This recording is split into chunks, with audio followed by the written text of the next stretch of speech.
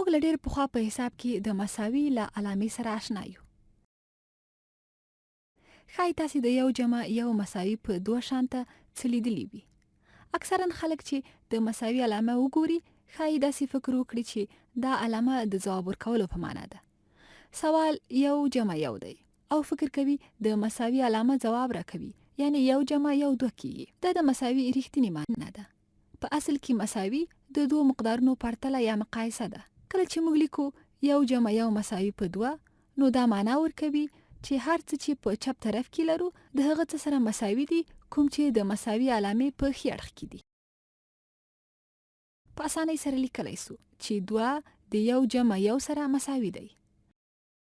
دا دوه سره یو شان دي. لیکلی سو چې دوه له دوه سره مساوي دي. دا کاملا یوه سمه خبره ده. دا دوه شیان سره مساوي دي. لیکلی سو چې یو جمع یو د یو جمع یو سره مساوي دی. همدارنګه لیکلی سو چې یو جمع یو منفي یو له درې منفي دوه سره برابر دي. نو دا دواړه مساوي مقدارونه دي. دلته په چپ طرف کې یو جمع یو منفي یو یو کیږي او دلته دا یو دی. نو دا دواړه مساوي مقدارونه دي. اوس به د عددونو د پرتله کولو بله لاره درته وښیم. مساوي علامه یعنی چې په دواړو خواو کې مساوي مقدارونه ولري. که په دواړو خوا کې مختلف مقدارونه ولرو نو څه کولای سو؟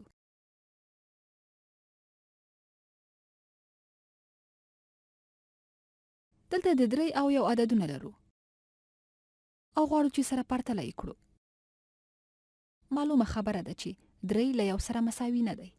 نو یقینا چې دا د غیر مساوي په علامې سره ښودلی سو.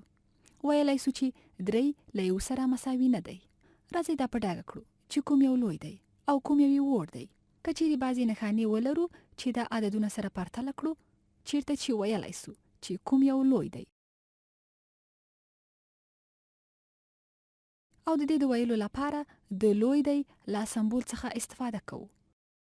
نو دا په داسې ډول ویل کیږي چې 3 له 1 څخه لوی دی، یعنی 3 لوی مقدار دی. که چیرې د دې په یاد پاتې کېدل تاسو ته ستونزمن وي چې کوم لوی دی، نو په خلاص طرف کې لوی عدد یا مقدار دی. که چیرې دا د یو غشي یا تیر په شان فرض کړئ او یا همداسې کومه بله علامه، خو دا لوی طرف دلته په دې طرف کې دا وړه نقطه او دلته لویه خوا لرو، نو لوی مقدار په غټ طرف کې دی او داسې ویل کیږي چې 3 لوی دی. اجازه راکړئ ولیکم 3 له 1 څخه لوی دی. د همدې عددونو په شان کولی سو چې یوه بله بیلګه هم ولیکو. لیکلی سو چې یو جمع یو جمع یو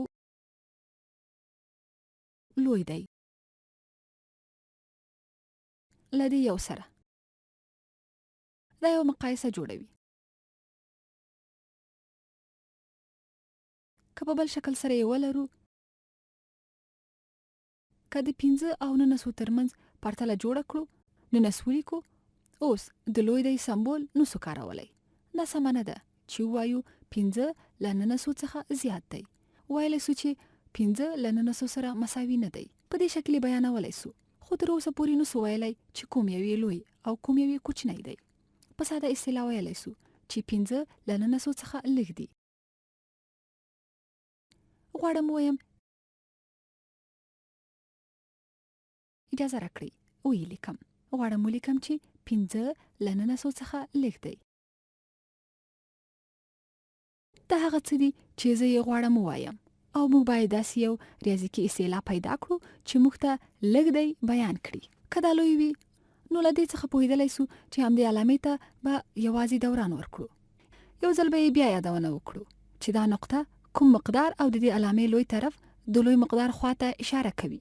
نو دلته 15 وړ مقدار دی، نو نقطه به دې خواته کېدم او 19 لوی دی، نو دا طرف ته به یې خوله لویه کړم. او دا داسې ویلی سو چې 15 له 19 څخه کم دي. 15 له 19 څخه کم دي. او همدارنګه لیکلی سو چې یو جمع یو له یو جمع یو جمع یو څخه کم دي.